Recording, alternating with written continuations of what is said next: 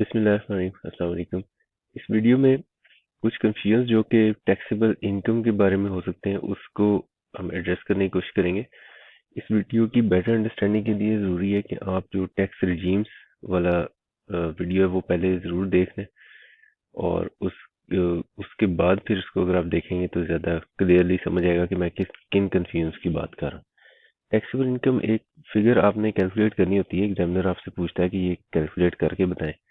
तो अब हम जरा ये इसको अंडरस्टैंड करते हैं कि इस टैक्सेबल इनकम में क्या क्या चीज़ शामिल करनी है और क्या क्या चीज़ शामिल नहीं करनी। टैक्सेबल इनकम इसलिए भी इम्पोर्टेंट फिगर है कि ये आपकी कुछ अदर कैलकुलेशंस को भी इफेक्ट करता है। तो कुछ अदर कैलकुलेशंस भी हैं जिसको ये इफेक्ट करेगा। तो वो अदर कैलकुलेशंस कौन कौन सी हैं वो अगर मैं आपको पहले बता दूं कि फॉर एग्जांपल जब आप डिडक्टिबल अलाउंसेस कैलकुलेट कर रहे होते हैं तब आपको बाज डिडक्टिबल अलाउंसेस में टैक्सेबल इनकम की कुछ परसेंटेज से कंपेयर करना होता है अपने डिडक्टिबल अलाउंस को। तो इसका मतलब टैक्सेबल इनकम जब मैं कैलकुलेट करता हूँ डिडक्टिबल अलाउंसेस तब भी मुझे इस फिगर की जरूरत पेश आती है। उसके बाद डेफिनेटली टैक्सेबल इनकम यहाँ पे इसके बाद वर्कआउट हो जाती है। फिर उसके बाद टैक्स इम्पोज आपने निकालना होता है, ये टैक्स चार्जेबल। ये डेफिनेटली जो टैक्स इम्पोज्ड या टैक्स चार्जेबल का फिगर है ये डिपेंडेंट होता है किसके ऊपर, टैक्सेबल इनकम के ऊपर, क्योंकि इसी से रेट ऑफ टैक्स मल्टीप्लाई होकर आपने टैक्सेबल इनकम बनानी होती है। टैक्स क्रेडिट की कैलकुलेशन के अंदर भी टैक्सेबल इनकम जो है उसका इस्तेमाल होता है, क्योंकि आप बाज टैक्स क्रेडिट्स हैं जिसके अंदर आपने एक लिमिट डिटरमिन करनी होती है फॉर एक वैल्यू सी डिटरमिन करनी होती है जिसके अंदर कुछ लिमिट होती है जो कि टैक्सेबल इनकम के फिगर के ऊपर डिपेंडेंट होती है। अ, इसी तरह बाज कैलकुलेशंस हैं जैसे एओपी के जो मेंबर्स हैं उनकी जिस वक्त कैलकुलेशंस बनाई जाती हैं टैक्स की तो उनकी इनकम में एओपी का शेयर ऐड किया जाता है, लेकिन वो शेयर ऐड किया जाता है रेट पर्पजेस। तो यहाँ से शेयर ऐड होता है इसकी इनकम में फॉर रेट पर्पजेस।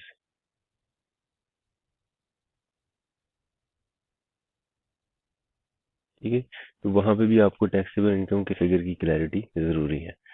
अच्छा, पहले तो इस वीडियो में जो मैंने चीजें एक्सप्लेन की हैं उसमें आप प्रिसाइजली एक चीज ये समझ लें कि यहाँ पे जितने भी टैक्स रिजीम्स की हमने बात की थी टैक्सेबल इनकम का फिगर यहाँ पे होता है। यानी इसमें कहीं पे भी इस टैक्सेबल इनकम के फिगर के अंदर जो चीजें शामिल नहीं होती वो एक एग्जेम्प्ट इनकम टैक्सेबल इनकम का पार्ट नहीं होती। और इसी तरह एफटीआर की इनकम्स भी टैक्सेबल इनकम का पार्ट नहीं होती। बाज इनकम्स ऐसी हैं जिनके बारे में इनकम्स के लिए कोई स्पेसिफिक रेट ऑफ टैक्सेस बताए गए हैं जिसको हम बोलते हैं सेपरेट ब्लॉक ऑफ इनकम। ठीक है, तो सेपरेट ब्लॉक ऑफ इनकम कहाँ कहाँ पे एग्जिस्ट करता है। फॉर एग्जांपल सैलरी के चैप्टर में हमने पढ़ा था कि जो प्रॉफिट्स इन लिeu ऑफ सैलरी है उसके लिए आपके पास चॉइस होती है कि आप 3 years average rate of tax use कर सकते हैं। ये आपके पास चॉइस थी कि आप उस प्रॉफिट्स इन लिeu ऑफ सैलरी में कुछ आइटम्स को, टर्मिनल बेनिफिट्स को separate block of income treat कर लें। इसी तरह कैपिटल गेन्स में हमने जो है वो सिक्योरिटीज और इमूवेबल प्रॉपर्टीज के जो कैपिटल गेन्स हैं उसके लिए अलग रेट ऑफ टैक्स डिफाइन है, वो सेपरेट ब्लॉक ऑफ इनकम है। और सेपरेट ब्लॉक ऑफ इनकम इसी तरह जो सेपरेट ब्लॉक ऑफ इनकम है इसके बारे में ये चीज आपने याद रखनी है। पहली चीज ये कि ये जो सेपरेट ब्लॉक ऑफ इनकम है, सेपरेट ब्लॉक ऑफ इनकम ये सेपरेट टैक्सेशन से एक अलग चीज है। सेपरेट टैक्सेशन आइटम है एफटीआर का। ठीक है, वो हमने टैक्स रिजीम्स में डिटेल में डिस्कस किया है, लेकिन separate block of income FTR final tax regime का आइटम नहीं होता। अब अगर ये पूछा जाए कि सेपरेट ब्लॉक ऑफ इनकम फिर किस रिजीम का आइटम होता है, ये आइटम तो नॉर्मल टैक्स रिजीम का ही होता है, लेकिन जब आप टैक्सेबल इनकम बनाते हैं, टैक्सेबल इनकम बनाते हैं नॉर्मल टैक्स रिजीम में, तो सेपरेट ब्लॉक ऑफ इनकम को शामिल नहीं करते। ठीक है, ये जो बात है कि सेपरेट ब्लॉक ऑफ इनकम जो है वो उसको टैक्सेबल इनकम में शामिल नहीं करना, ये ऑर्डिनेंस में कहीं नहीं लिखी हुई। ये अ, जो है वो बस प्रैक्टिस में एक चीज चल रही है। टैक्सेबल इनकम में क्या क्या चीजें शामिल नहीं करते, जो चीजें शामिल नहीं करते वो मैं अब यहाँ पे लिखने लगा। तो टैक्सेबल इनकम में आप जितनी भी एग्जेम्पशंस हैं, आपकी जो इनकम एग्जाम फ्रॉम टैक्स है उसको शामिल नहीं किया जाता।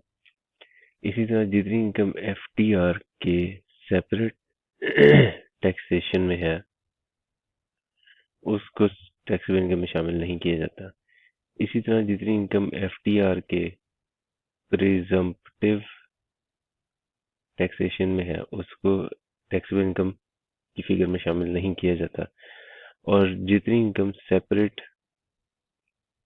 ब्लॉक ऑफ इनकम है इसको भी टैक्सेबल इनकम में शामिल नहीं किया जाता। ये जो आखिरी बात है ये इनकम टैक्स ऑर्डिनेंस में कहीं नहीं लिखी, ये एक प्रैक्टिस में चल रहा है कि जो फिक्स टैक्सेशन या सेपरेट टैक्सेशन है, sorry separate block of income है उसको भी शामिल ना करो। सेपरेट ब्लॉक ऑफ इनकम मैंने आपको बता दिया है कि वो जो कैफ के लेवल पे सिलेबस में है वो तीन ही आइटम्स है। एक सैलरी का चैप्टर में, प्रॉफिट्स इन लिeu ऑफ सैलरी में 3 years average rate of tax, 3 years average rate of tax.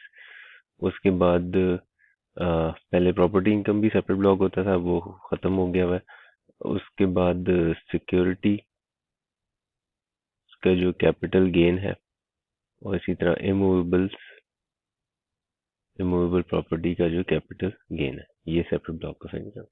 इन सबको टैक्सेबल इनकम की कैलकुलेशन में आप नहीं लेकर आएंगे।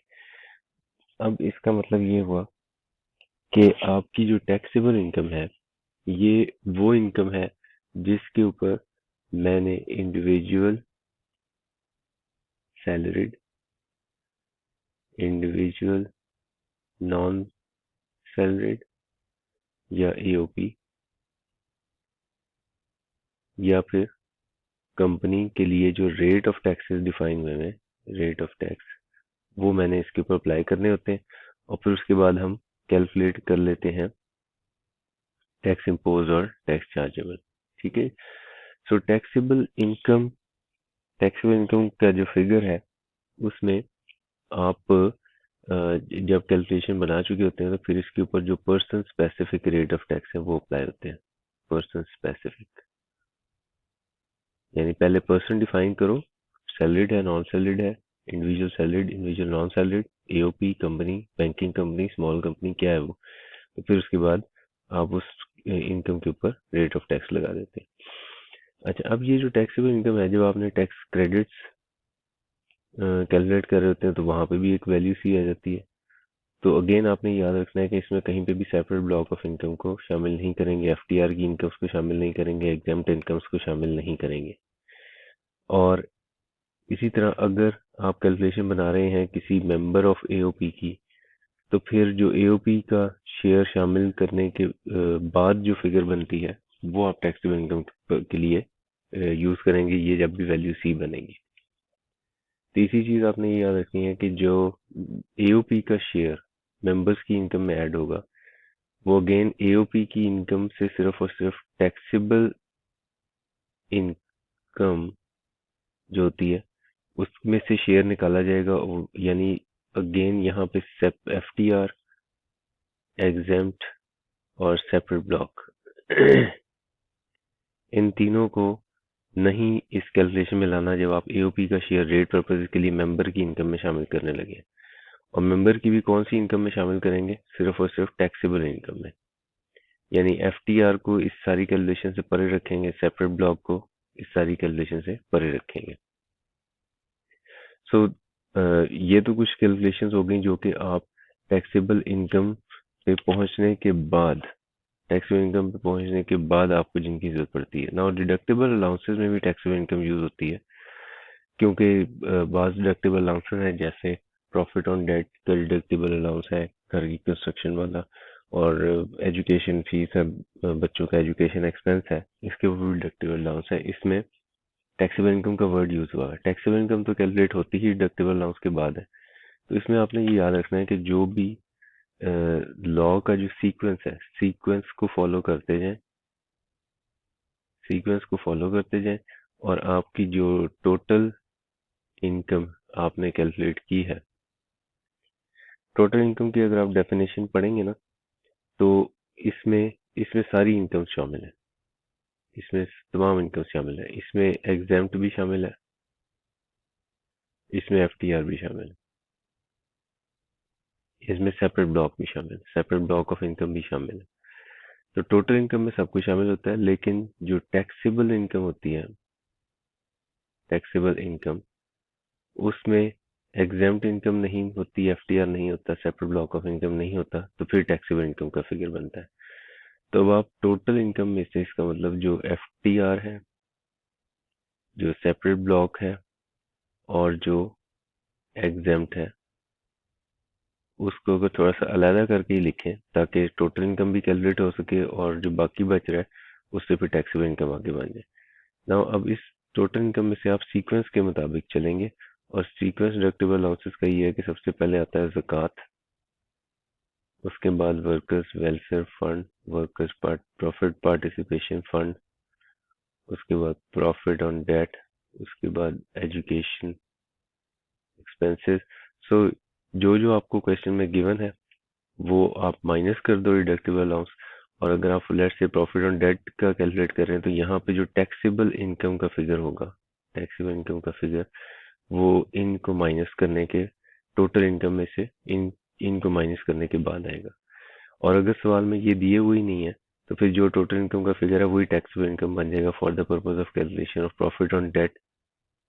और इसी तरह अगर प्रॉफिट ऑन डेट दिया हुआ है, तो वो माइनस, उसका डिडक्टिबल अलाउंस कैलकुलेट करें, वो माइनस करें टोटल इनकम में से, और जो जवाब बनेगा वो टैक्सेबल इनकम कंसिडर होगा, टैक्सेबल इनकम कंसिडर होगा फॉर एजुकेशन एक्सपेंसेस। तो एजुकेशन एक्सपेंसेस में जब आपको टैक्सेबल इनकम की जरूरत पेश आएगी, तो ये हो सकता है कि टैक्सेबल इनकम का फिगर प्रॉफिट ऑन डेट के लिए डिफरेंट हो और एजुकेशन एक्सपेंसेस के लिए डिफरेंट हो, क्योंकि आप एक सीक्वेंस में डिडक्टिबल अलाउंसेस को माइनस कर रहे होंगे।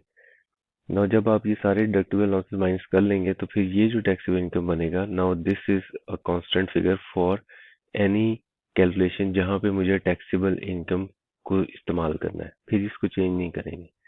लेकिन चूंकि यहाँ पे मजबूरी है, आपने जिस वक्त टैक्सेबल इनकम बनानी होती है, उस वक्त आपके पास डिडक्टिबल अलाउंसेस बनाने होते हैं, उस वक्त आपके पास टैक्सेबल इनकम तो कैलकुलेट ही नहीं हुई भी होती, तो इसलिए डिडक्टिबल अलाउंसेस कैलकुलेट करते हुए आप टोटल इनकम में से वो डिडक्टिबल अलाउंस माइनस कर देंगे जो लॉ के सीक्वेंस में आपके पास अवेलेबल है, और टैक्सेबल इनकम बना लेंगे for the purpose of another deductible allowance, और फिर इसी सीक्वेंस में चलते जाएंगे। Okay, these were some confuse जो कि मैं चाहता था कि क्लैरिफाई हो जाए। इस पे अगर आपका कोई सवाल हो तो फिर आप कमेंट्स में पूछ लीजिएगा। Thank you very much.